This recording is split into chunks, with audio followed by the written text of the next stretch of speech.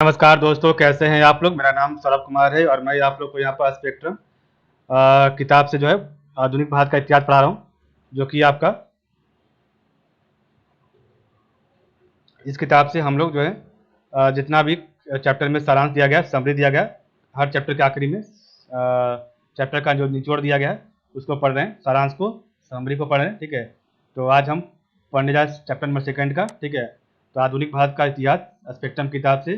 ठीक है, chapter number 2 का हम पढ़ने जा रहे हैं और चैप्टर नंबर 2 का जो यूनिट है वो आपका यूनिट 1 में दिया गया है, स्रोत एवं उपागम। वही यूनिट 1 में आपका चैप्टर नंबर 2 है, स्रोत एवं उपागम से संबंधित है ये। ठीक है, तो इसका पहला चैप्टर पढ़ लिया है और इसका आज सेकंड चैप्टर पढ़ेंगे। तो सेकंड चैप्टर अध्याय 2, जिसका नाम है आधुनिक भारतीय इतिहास लेखन के प्रमुख उपागम। तो आधुनिक भारतीय इतिहास लेखन के प्रमुख उपागम क्या है उसके बारे में पढ़ेंगे। ये आपका चैप्टर नंबर 2 होगा, अध्याय सेकंड और यूनिट 1 का सेकंड पार्ट। ठीक है, सेकंड चैप्टर आधुनिक भारतीय इतिहास लेखन के प्रमुख उपागम। ठीक है, तो चलिए स्टार्ट करते हैं, सारांश को पढ़ते हैं। तो देखिए आपके सामने सारांश आ गया, इसको पढ़ेंगे और आपका जो ये आपका एक प्लेलिस्ट में मिलेगा सारा सारांश। ठीक है, और जब आपका सारांश कंप्लीट, समरी आपका जब कंप्लीट हो जाएगा पूरा, तो उसके बाद जो प्रमुख विचार है उसको एक वीडियो में एक प्लेलिस्ट में बना देंगे। ठीक है, ताकि आपको याद करने में कहीं से कोई प्रॉब्लम ना हो। तो सारांश, आधुनिक भारत के अध्ययन हेतु इतिहास के प्रमुख उपागम है। तो आधुनिक, सबसे पहला आपका सारांश समरी में क्या है, तो आधुनिक भारत के अध्ययन हेतु इतिहास के प्रमुख उपागम क्या क्या है।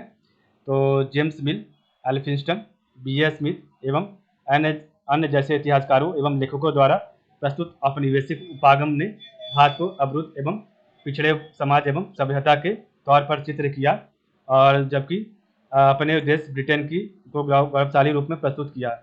तो James Mill, Elphinstone, B A. Smith एवं अन्य इतिहासकारों एवं लेखकों द्वारा प्रस्तुत औपनिवेशिक उपागम ने भारत को अवरुद्ध एवं पिछड़े समाज एवं सभ्यता के तौर पर चित्रित किया, और जबकि अपने देश ब्रिटेन को गौरवशाली रूप में प्रस्तुत किया।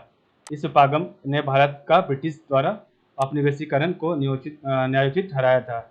इस उपागम ने जो आपका है औपनिवेशिक उपागम ने भारत को जो ब्रिटिश द्वारा औपनिवेशीकरण को न्यायोचित ठहराया था, सही ठहराया था। नेक्स्ट आपका है राष्ट्रवादी उपागम। तो आपका सबसे पहले हमने पढ़ा आपका क्या, तो औपनिवेशिक उपागम। ठीक है, तो औपनिवेशिक उपागम में क्या था हमने पढ़ लिया। अब सेकंड पढ़ेंगे हम यहाँ पर राष्ट्रवादी उपागम। ठीक है, तो राष्ट्रवादी उपागम ने औपनिवेशिक उपागम के दावे को नकार दिया और ब्रिटिश शासन द्वारा भारत के शोषण को प्रस्तुत किया। तो राष्ट्रवादी उपागम ने जो है आपका औपनिवेशिक उपागम के दावे को नकार दिया और ब्रिटिश शासन द्वारा भारत के शोषण को जो है प्रस्तुत किया था राष्ट्रवादी उपागम ने। ठीक है, नेशनलिस्ट ने। ठीक है,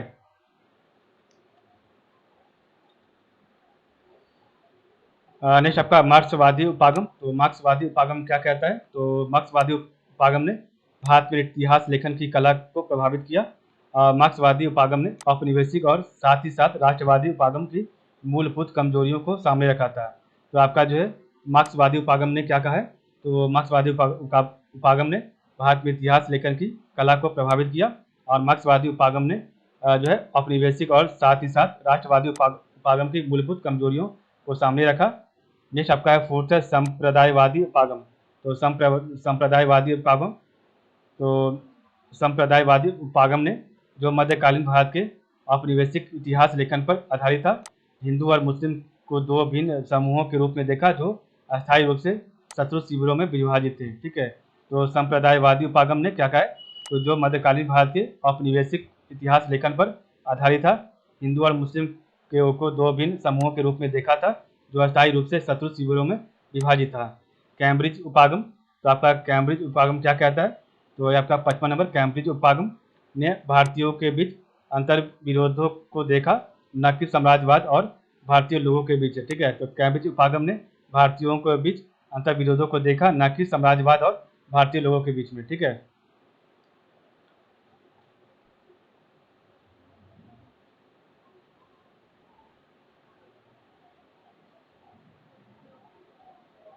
नेक्स्ट आपका आके तो छठा आपका उपाश्रित उपागम। तो उपाश्रित उपागम क्या कहता है, तो उपाश्रित उपागम ने लोगों की आवाज़ की उपेक्षा करने का आरोप मौजूदा सभी उपागमों पर लगाया, यद्यपि उसने लोगों की स्वचेतना पर आधारित नवीन इतिहास लिखने लिखे जाने का दावा किया, तथापि यह अपने कार्य में सफल नहीं रह पाया था। तो उपासित उपागम ने लोगों की आवाज़ की उपेक्षा करने का आरोप मौजूदा सभी उपागमों पर लगाया। यद्यपि उसने उपासित उपागम ने लोगों की स्वचेतना पर आधारित नवीन इतिहास लिखे जाने का दावा किया, तथापि आपका जो है यह अपने कार्य में सफल नहीं हो पाया। सातवां आपका है उदारवादी और नव उदारवादी उपागम। उदारवादी और नव उदारवादी उपागम की शुरुआत 1980 के दशक में इंग्लैंड में हुई, और इस उपागम के अनुसार भारत में ब्रिटिश शासन उतना दमनात्मक या शोषणकारी नहीं था जितना वाम राष्ट्रवादी उन्मुख उपागम ने इसे प्रचारित किया।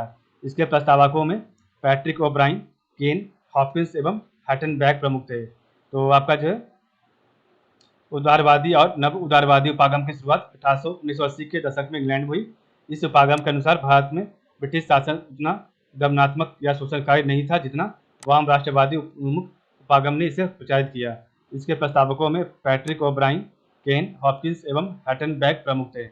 नेक्स्ट आपका आठवां है भारत में नारीवादी उपागम की शुरुआत 1920 के दशक में हुई, जिसने महिला आंदोलन से आवेग प्राप्त किया था। तो भारत में नारीवादी उपागम की शुरुआत 1920 के दशक में हुई, जिसने महिला आंदोलन से आवेग प्राप्त किया था। ठीक है,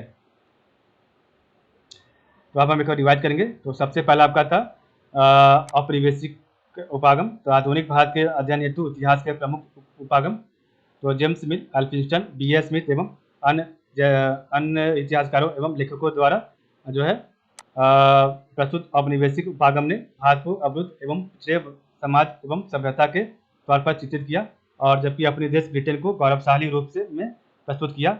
इस उपागम ने भारत का ब्रिटिश द्वारा औपनिवेशीकरण को न्यायोचित ठहराया। सेकंड आपका राष्ट्रवादी उपागम ने औपनिवेशिक उपागम के दावे को नकार दिया और ब्रिटिश शासन द्वारा भारत के शोषण को प्रस्तुत किया।